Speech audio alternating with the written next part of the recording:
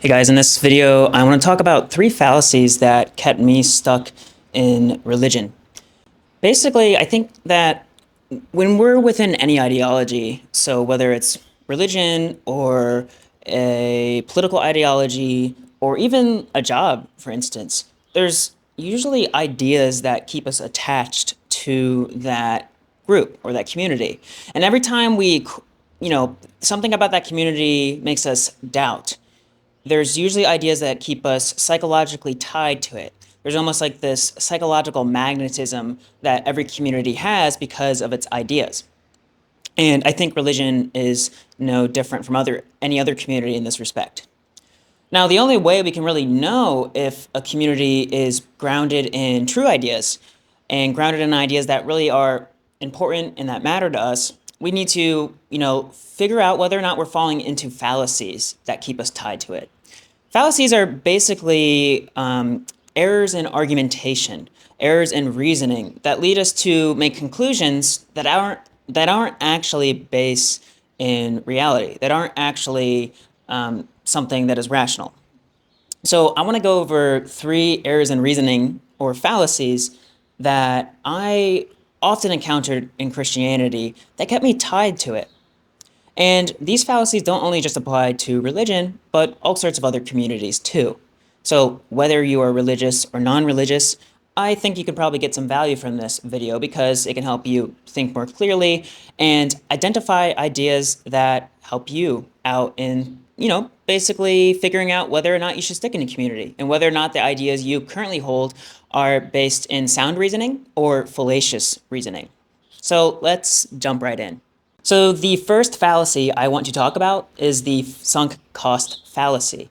This is basically when you argue to yourself that you should continue concluding something to be true or continuing to do something because you've already put in a lot of costs. You've already sunk a lot of costs. So an example of this in the investing world might look like, well, I've already put $10,000 in Microsoft stock, but Microsoft stock has gone down 5 to 10%. And I should stick in it even though it's going to go to zero probably, even though I, already sunk a bunch of costs into it. And so this kind of reasoning is basically like thinking that a course of action that you're taking should be something that you continue to do just because you've already been doing it, because you've already been putting a lot of costs into it.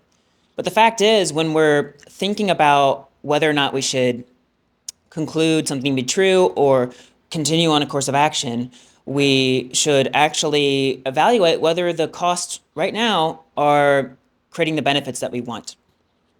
Now, when I was in Christianity, I experienced the sunk cost fallacy in this way. I would often say to myself, oh, although I doubt some of these ideas, I've already put in 10 years into Christianity.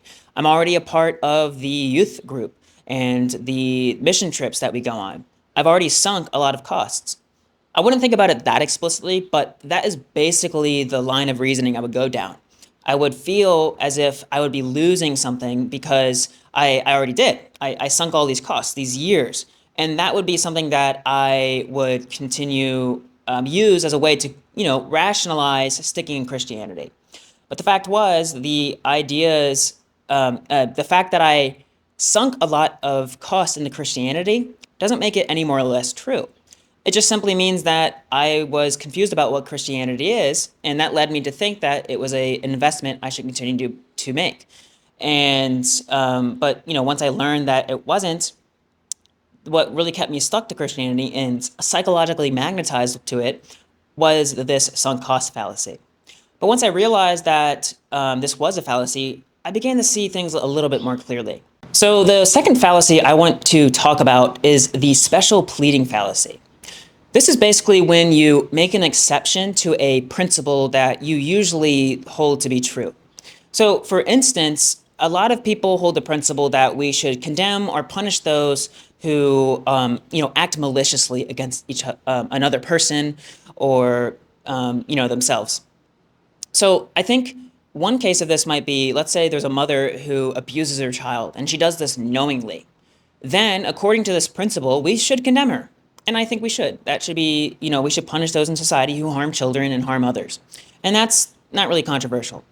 But when it comes to God, people such as me, when I was in Christianity, we tend to rationalize away this idea that we should apply this principle to God.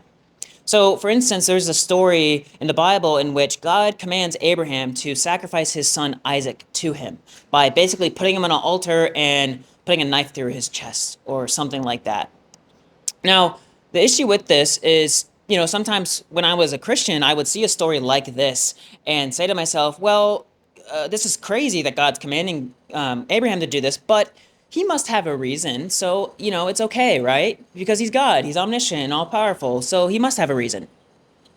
But the issue with this line of reasoning is that we're not applying a principle we usually apply, this idea that we should judge those who, maliciously harm others and, condemn them. And we're not applying it to God. And that's what I was doing in that situation. So as you can see, I was basically making a special case with God. I was saying, well, God doesn't have to obey these principles. He is not subject to them. He is outside of them. But if God isn't, then why should I, make an exception with the mother or anybody else who acts maliciously? If a principle doesn't hold universally, it's not really serving its function. In order to use principles, they have to be universal. We can't make special cases. We can't plead for God to be an exception to our rules. Rather, we should hold him to the same standards we hold everybody else, because that is what is just. Now, that is basically a summary of the special pleading fallacy. And once you see it, you can't really unsee it. The last fallacy I want to talk about is the circular reasoning fallacy. And this is something that kept me stuck in Christianity for a very long time. When I was a Christian, I would basically tell myself, oh, I know God exists because the Bible says he does. And implicitly, I also knew this idea that the Bible was created by God. Or at least, he inspired people to create it and say these things about him. And so as a result, there's a fallacy here involved in that idea that kept me stuck in Christianity and believing the Bible is true and that God exists. It's that the error in reasoning that is occurring here is that I am assuming a premise to be true. The Bible is true, that premise, without any evidence. I am simply using the Bible, and the Bible says it is true itself, and using that to prove itself. But that's an issue because that is the circular reasoning fallacy. You can't actually prove something by assuming what you're trying to prove. So it's almost like using a conclusion such as, I don't know, I should buy this investment property, and saying, well, I should buy this investment property because I should buy this investment property. But that doesn't add up because you're assuming the conclusion, I should buy this investment property, before you've actually reached it, right? And you have to look at the evidence outside of the claims to figure out whether or not your conclusion is true. You can't merely assume it and then work from there, because that would be rationalism or rationalization. And so that is, in essence, what the circular reasoning fallacy is. And that is yet another fallacy that kept me stuck in Christianity. Now, you may have noticed that all of these fallacies, in part, come tied with some type of emotion. And I think this is true of any type of fallacy, or honestly, any type of normal reasoning we go through. And usually, all of these fallacies, or any type of reasoning we go through, has an emotion attached to it, like fear or a desire. And those really are the only two emotions that I've noticed that come attached with any form of argumentation. And so I think an important thing to note here is we shouldn't just think about fallacies on the intellectual level, but also the emotional level. If we notice ourselves becoming impulsive or needy or fearful or like supremely desiring an outcome, then that can affect our judgment. And we should see what emotions are tied to our arguments to see whether or not we have emotions on the line or a sense of identity that's being challenged that leads us to want to make those arguments. And so another aspect of thinking clearly is not just identifying fallacies on an intellectual level, but identifying the emotions that drive us to want to put forth these fallacies as if they are valid reasoning. And so that is the final point I want to make about this. And this concludes, this video about the 3 fallacies that kept me stuck in religion.